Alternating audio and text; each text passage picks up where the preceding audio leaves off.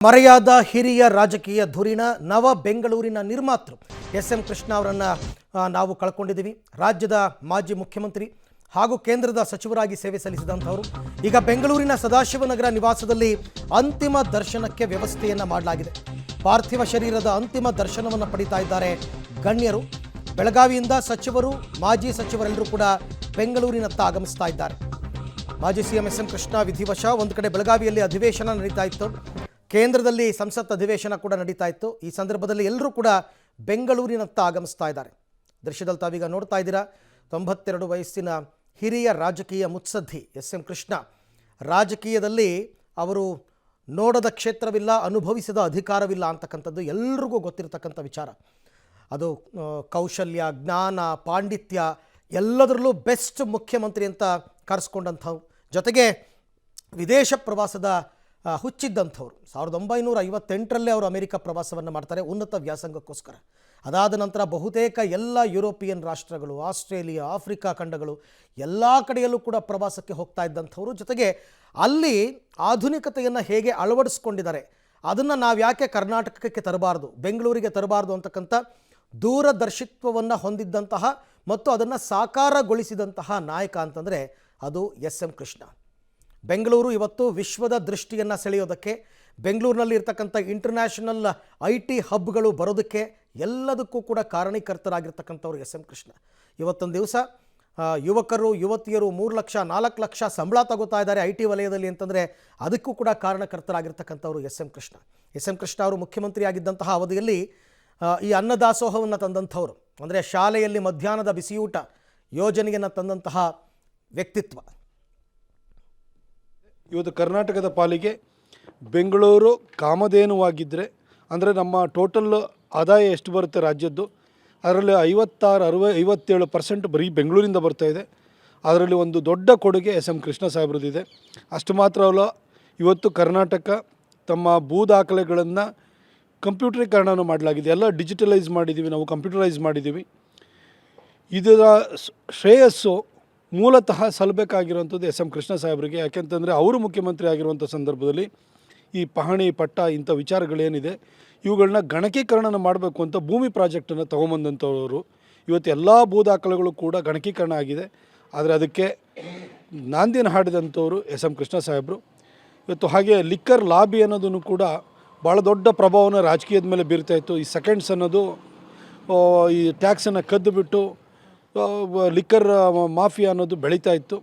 ಅದನ್ನು ಹೊಡಿಬೇಕು ಅಂತ ಕರ್ನಾಟಕ ಬೆವರೇಜಸ್ ಕಾರ್ಪೊರೇಷನ್ ಅಂತ ಮಾಡಿ ಅದನ್ನು ಕೂಡ ಹೊಡೆದಾಕಿದರು. ಹಾಗೆ ಫಿಸ್ಕಲ್ ರೆಸ್ಪಾನ್ಸಿಬಿಲಿಟಿ ಬಿಲ್ ಅಂತ ಹೇಳ್ಬಿಟ್ಟು ವಿತ್ತೀಯ ಹೊಣೆಗಾರಿಕೆ ಕಾಯ್ದೆ ಅಂತ ತೊಗೊಂಬಂದರು. ಆದಾಯ ಎಷ್ಟು ಬರುತ್ತೆ ಅದಕ್ಕೆ ಅನುಗುಣವಾಗಿ ಖರ್ಚನ್ನು ಮಾಡಬೇಕು ಅಂತೇಳಿ. ಹಾಗಾಗಿಯೇ ಬಹುಶಃ 2005-6ರಲ್ಲೆಲ್ಲ ಕರ್ನಾಟಕ ಸರ್ಪ್ಲಸ್ ಬಜೆಟನ್ನು ಮಂಡಿಸಿದರೆ ಅದು ಎಸ್.ಎಂ. ಕೃಷ್ಣ ಸಾಹೇಬರು ತಂದಂಥ ಈ ಕಾಯ್ದೆಯ ಪರಿಣಾಮವಾಗಿ ಮಾಡಲಿಕ್ಕೆ ಸಾಧ್ಯವಾಯಿತು. ಹಾಗೆ ಇವತ್ತು ಬೆಂಗಳೂರು ಮತ್ತು ಮೈಸೂರು ನಡುವೆ ಮೊದಲನೇ ಬಾರಿಗೆ ಸ್ಟೇಟ್ ಹೈವೇಯನ್ನು 4 ಲೈನ್ ಹೈವೇನ ಮಾಡಿದಂಥವ್ರು ಎಸ್.ಎಂ. ಕೃಷ್ಣ ಸಾಹೇಬರು. ನಾನೊಬ್ಬ ಮೈಸೂರಿಗನಾಗಿ ಅವರಿಗೆ ಯಾವಾಗಲೂ ಕೂಡ ಕೃತಜ್ಞತೆಯನ್ನು ಅರ್ಪಿಸ್ತೀನಿ. ಮೈಸೂರು ರಿಂಗ್ ರೋಡ್ ಏನಿದೆ ಅದಕ್ಕೂ ಕೂಡ ಅದನ್ನು ಪ್ರಾರಂಭ ಮಾಡಿದಂಥವ್ರು ಕೂಡ ಎಸ್.ಎಂ. ಕೃಷ್ಣ ಸಾಹೇಬರು.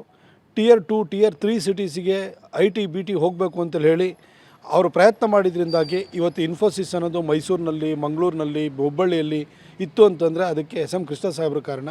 ಹೀಗೆ ಅವರ ಸಾಧನೆಗಳನ್ನು ನಾವು ಗಂಟೆಗಟ್ಟಲೆ ಮಾತಾಡ್ತಾ ಹೋಗ್ಬೋದು.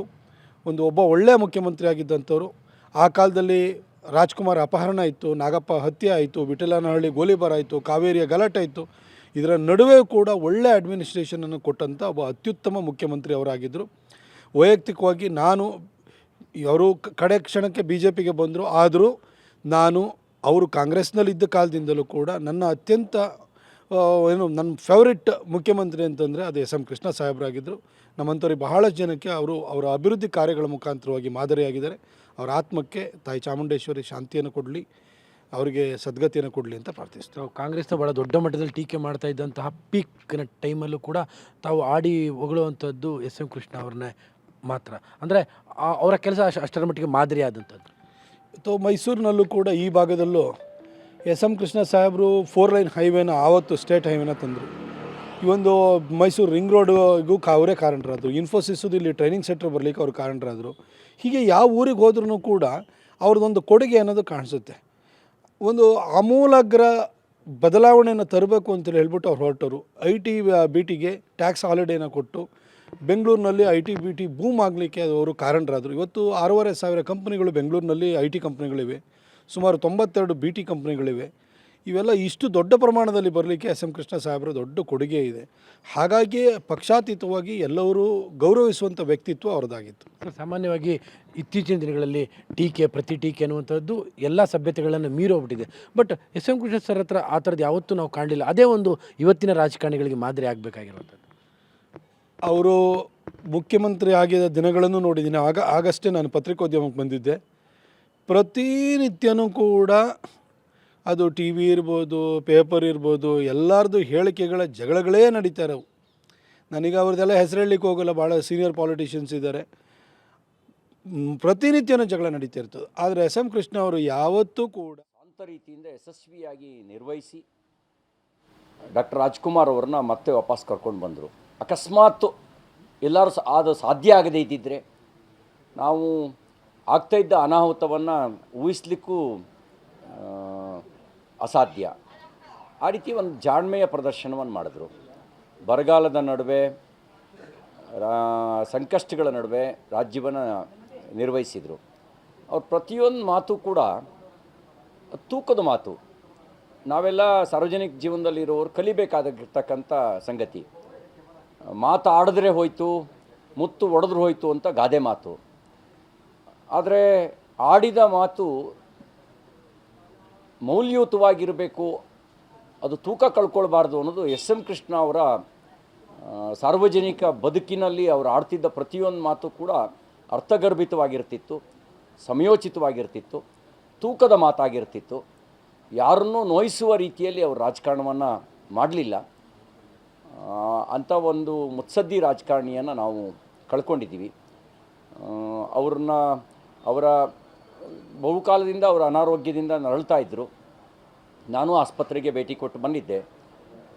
ಅನಾರೋಗ್ಯದ ಕಡೆಗಾಲದಲ್ಲಿ ಅತ್ಯಂತ ಲವಲವಿಕೆಯಿಂದ ಒಂದು ಖಾಸಗಿ ಭೇಟಿ ಆಗಬೇಕು ಅಂದರೂ ಮನೆಯಲ್ಲಿ ಹೀ ಈಸ್ ವೆರಿ ಸ್ಮಾರ್ಟ್. ಅಂದರೆ ಡ್ರೆಸ್ ಕೋಡಿಂದ ಹಿಡಿದು ಪ್ರತಿಯೊಂದು ಕೂಡ ಸಿಸ್ಟಮೆಟಿಕ್ ಆಗಿದ್ದಂಥವರು. ಕಡೆ ದಿನಗಳಲ್ಲಿ ತುಂಬ ನೋವನ್ನು ಅನುಭವಿಸಬೇಕಾಯಿತು, ಆಸ್ಪತ್ರೆಗಳಲ್ಲೇ ಕಳಿಬೇಕಾಯಿತು. ಅವರು ಇವತ್ತು ನಮ್ಮನ್ನು ಅಗಲಿದ್ದಾರೆ. ಅವರ ಅಗಲಿಕೆಯ ದುಃಖ ಬರೀ ಅವ್ರ ಕುಟುಂಬಕ್ಕೆ ಮಾತ್ರ ಅಲ್ಲ, ನಾಡಿನ ಜನರಿಗೂ ಕೂಡ ಆಗಿದೆ. ಅವರ ದುಃಖವನ್ನು ಭರಿಸ್ತಕ್ಕಂಥ ಶಕ್ತಿಯನ್ನು ಭಗವಂತ ದಯಪಾಲಿಸಲಿ, ಅವರ ಆತ್ಮಕ್ಕೆ ಸದ್ಗತಿ ದೊರಕಲಿ ಅಂಥೇಳಿ ಪ್ರಾರ್ಥಿಸಿ ತುಂಬುವುದೇ